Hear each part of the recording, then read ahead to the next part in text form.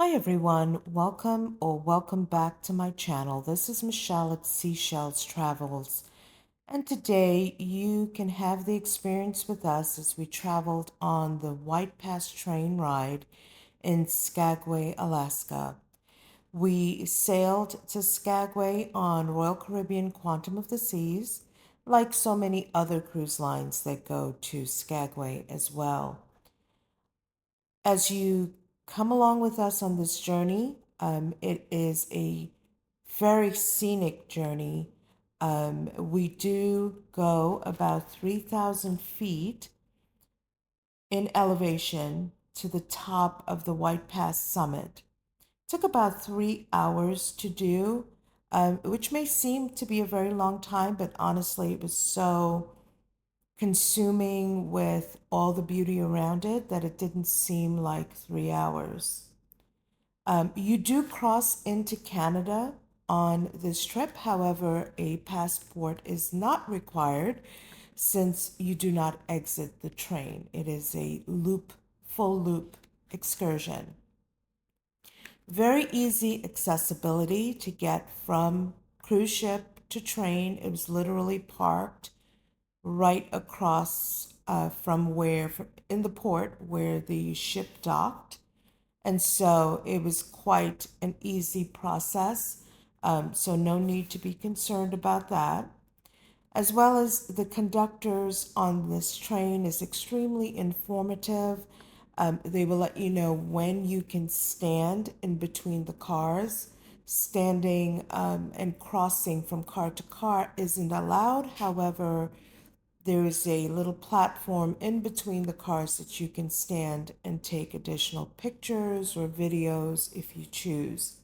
I choose to take my content from the train ride itself so that I can enjoy it to the fullest. Therefore, that's why you see a lot of the train in my content to give that experience. Um, A few fun facts about the White Pass train and the reason behind it was because miners needed a train to help them look for gold. And so here are a few fun facts. The railway was built all the way back in 1898 during the Klondike Gold Rush. Imagine thousands of hopeful miners once made their way through these rugged mountains, chasing their dreams of striking gold in the Yukon. The construction was so tough that they called it a railroad built of gold because it cost millions and took over 35,000 men to complete. Some of these fun facts the conductor it was able to share with us on our trip. It does climb, as I mentioned, 3,000 feet in just about 20 miles. And at some points, you can literally look down and see the track winding below. And you will see that in parts of the video, the old train tracks that are no longer in existence. And, thankfully, because they're all broken.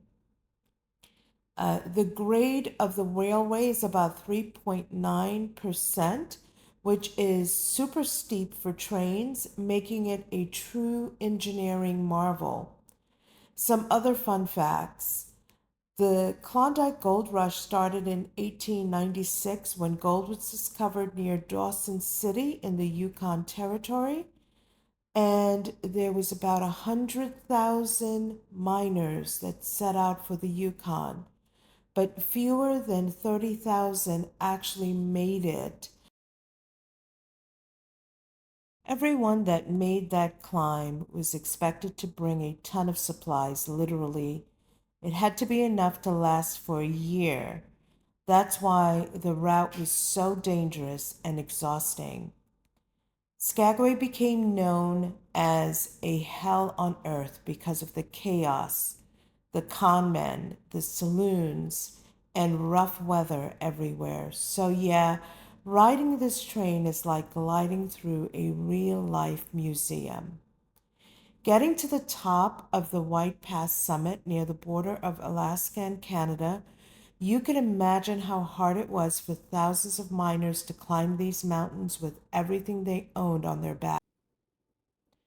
This is why this railroad was considered an engineering miracle and those miners' lifeline to the gold fields. If you're ever in Skagway, do not skip this experience. It's easily one of the best things to do in Alaska. The views are unreal: deep valleys, glaciers, waterfalls, and mountains that seem to go on forever. This was such an incredible experience, a mix of jaw dropping scenery and living history. If you ever visit Skagway, the White Pass train ride is a must do. After the train ride, we had an amazing lunch at Skagway Brewing Company and had dessert at the Alaskan Fried Bread Shop. Again, I want to thank you for watching this with us today. Please stay tuned for other content and please remember to like and subscribe. Thank you.